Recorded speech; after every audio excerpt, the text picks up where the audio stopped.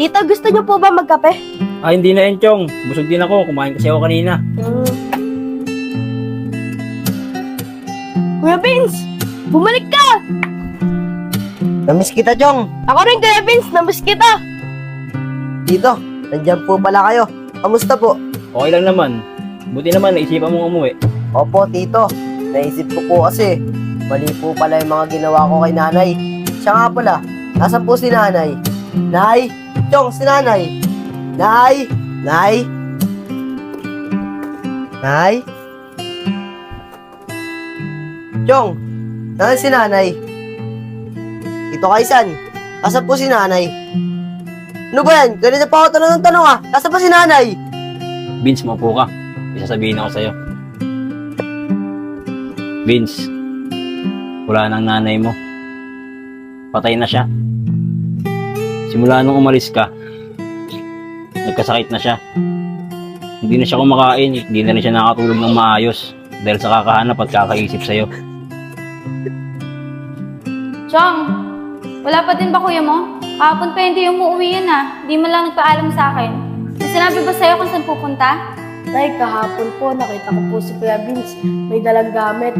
Sinabi niya po sa akin, maglalayas na daw po siya. Tapos pag sinabi ko daw po sa inyo na maglalayas siya, mayayari daw po ako. May sinabi ba siya sa'yo kung saan siya pupunta? Wala po, Nay. Sige, diyan ka muna hanapin ko kuya mo ah. Sige po, Nay. Mga bata, nakita niyo ba si Vince? Hindi po. Sige, salamat. Gay na! Ben, nakita mo ba si Vince? Hindi po, hindi ko po nakita si Vince. Nasaan ka na ba, Vince? Saan ka ba nagpunta, anak?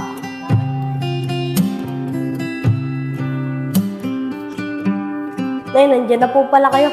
Nakita niyo na po si Kuya Vince. Hindi pa nga eh.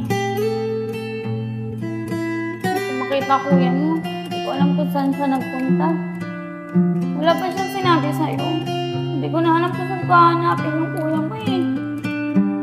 Kumain na kaya siya? Ba't kasi umalis yung kuya ko eh?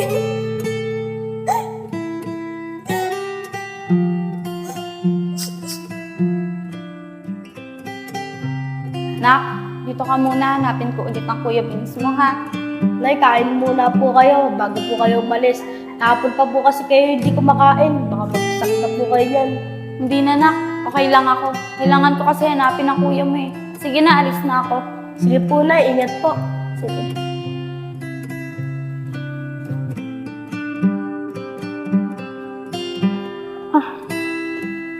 Nang ulo ko.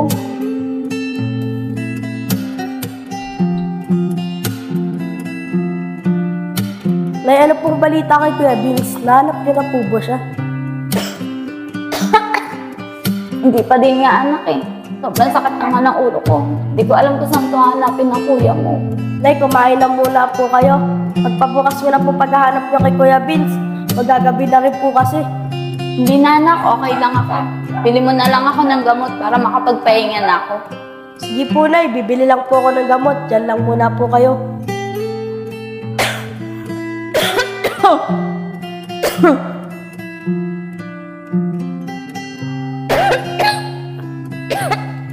Nay, okay lang po ba kayo? Nay, ang init niya! Gusto niyo po ba daling ko na kayo sa ospital? Anak, huwag na. May sasabihin ako sa'yo. Ano po yun, Nay? Kung ano mang mangyari sa akin, nak, huwag na huwag mo sisisiin ng Kuya Vince mo. Lagi kayong magmahalan. Kung mawawala man ako, nak, sabihin mo sa Kuya Vince mo. Mahal na mahal ko kayo. Nay, huwag ka po magsalita ng ganyan. Di po kayo mawawala, Nay. Akalagaan ko po kayo. Saka mahanap po natin si Kuya Vince.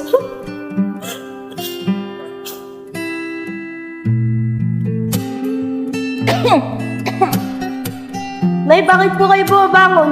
Saan po kayo pupunta? Hanapin ko Kuya Vince mo. Nay, okay lang po ba kayo? Oo, okay lang ako.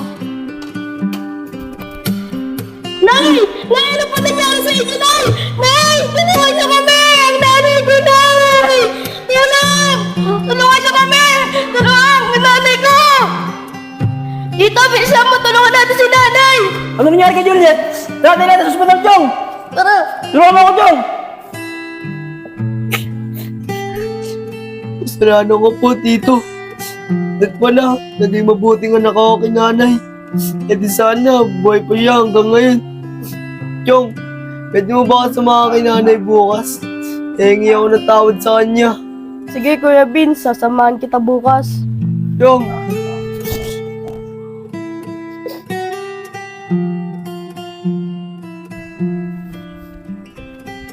Kuya Vince, ayun si nanay.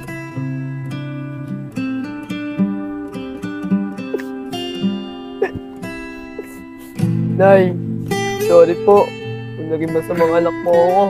At sorry din po kung mula yung pagkukulang ko bilang anak nyo. At alam ko po, Nay, huli na po ang lahat para magsisi. Pangako po, Nay, papabait na po ako. Nay, sobrang mahal na mahal po ita.